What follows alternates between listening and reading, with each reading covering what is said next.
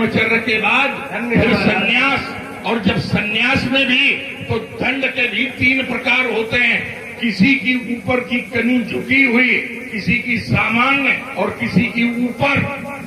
तो ये जो झुकी हुई है वो किसकी है? सामान्य दंडी स्वामी की। मध्य में है, ये किसकी है?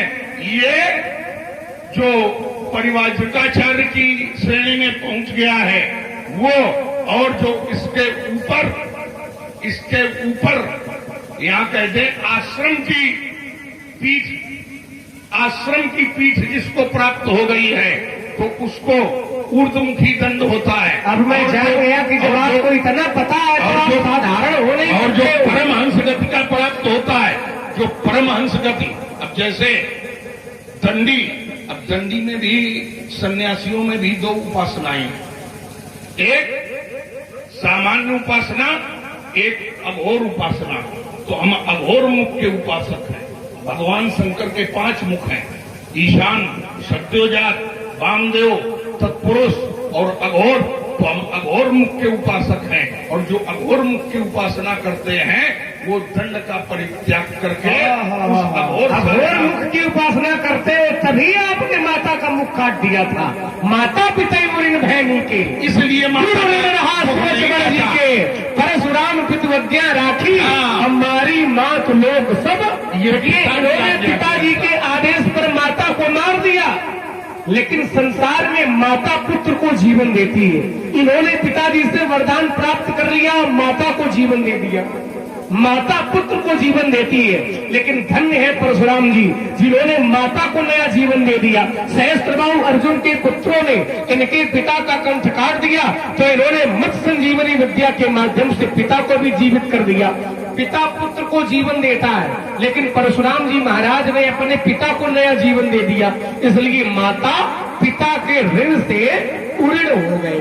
अब केवल गुरु जी का ऋण शेष है। सो जन हमारी माथे काढ़ा, दिन चली गयो ब्याज बढ़ा। दिन बहुत बढ़ गए तो ब्याज भी बढ़ गया होगा। क्यों? गुरु जी का टूटा है धनुष, और हमको इन्होंने कहा है गुरु अपराधी, गुरु द्रोही। तो सोच रहे कि लक्ष्मण का मस्तक काट रहे तो गुरु जी के ऋण से उऋण हो जाए। तो ऐसा करो, अब आनी देवहरिया बोली तो तुरंत देव मैं थैली, आप व्यवहारी बुलाओ, मैं थैली खोल करके आपका ऋण चुका दूंगा। बुलाने की आवश्यकता थोड़े है। व्यवहारिया शब्द माने यहाँ गुरु जी के लिए ये संबोधित कर रहा है। तो क्या रामचरितमानस आगे रखिए। गुरु जी को बुलाने की आवश्यकता थोड़े, गुरु जी तो हमारे उपस्थित हैं। गुरु जी तो हमारे उपस्थित हैं। भगवान शिव उपस्थित हैं, और भगवान शिव किस रूप में उपस्थित हैं?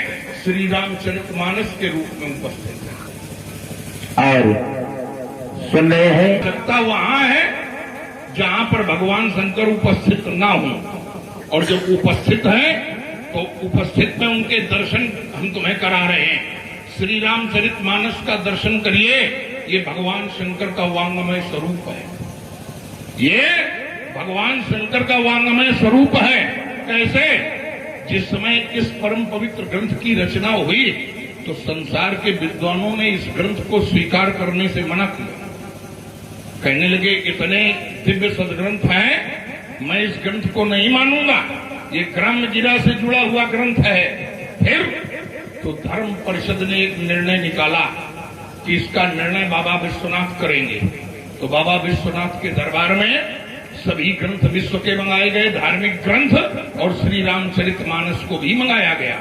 श्री रामचरितमानस सबसे नीचे और विश्व के समस्त धार्मिक सदग्रंथ इसके ऊपर रख दिए गए, और सायंकाल की आरती के बाद मंदिर के पट बंद कर दिए गए, और प्रातःकाल मंगला आरती के समय जब मंदिर के पट खोले गए तो ये ग्रंथ सर्वोपरि पाया गया।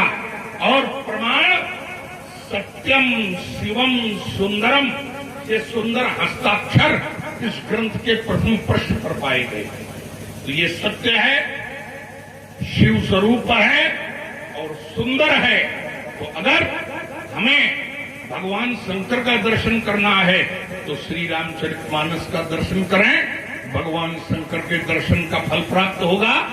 जो कामना आप आप भगवान शंकर की पूजा करके सिद्ध करना चाहते हो, वही कामना आपको श्री रामचरितमानस के अखंड पाठ से आपकी कामना पूर्ति होगी।